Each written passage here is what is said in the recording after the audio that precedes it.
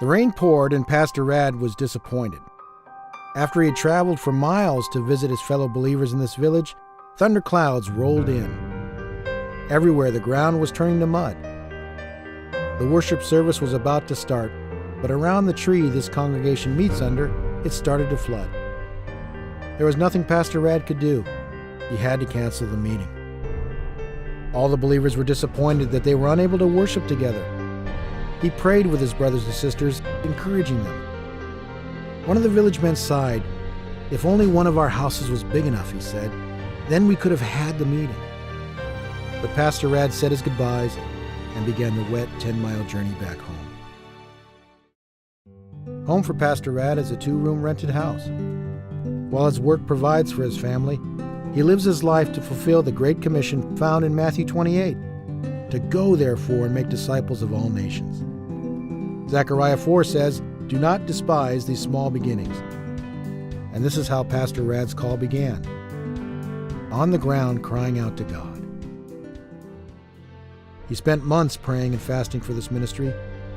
His efforts seemed fruitless. Frustrated, he began to lose hope. His heart ached for the people in the villages nearby. He prayed fervently for the impoverished day laborers. Women, desperate to survive, are forced to work tirelessly doing menial jobs such as scooping sand.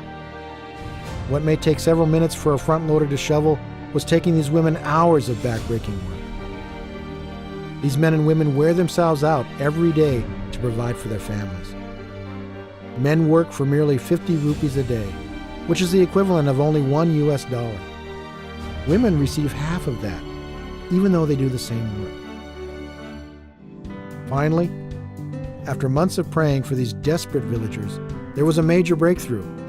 Pastor Rad prayed earnestly for a sick man, and after 3 days of prayer, this man was healed.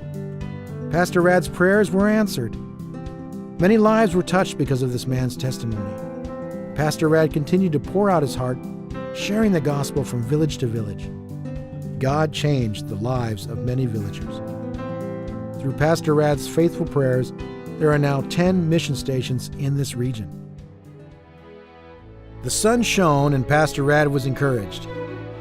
Today, after traveling back to visit his fellow believers in this village, the weather was perfect. Music began to cover the village as they worshiped their dear Father. All around, the town began to listen. Church had started, and around the tree the congregation meets under, God was with them. The believers gave everything of themselves to the Lord, spending genuinely sweet time as they worshiped and learned more about Him. The love of Jesus Christ poured out of Pastor Rad. God's love warmed all their hearts as the sun warmed their backs. But what will next week be like? Will the sun be shining then? These believers don't just need a cover over their heads. They need a place to call home, a foundation for their lives. These men and women are first-generation believers. They need leaders to encourage them and to help them grow in the Lord. Pastor Rad is the only leader in this area of over 350,000 people. Many of these people have never heard of Jesus' name. These villages desperately need prayer. Who will send out laborers into the harvest? Who will fund their churches? Who will pray for those who are still waiting to hear? Will you?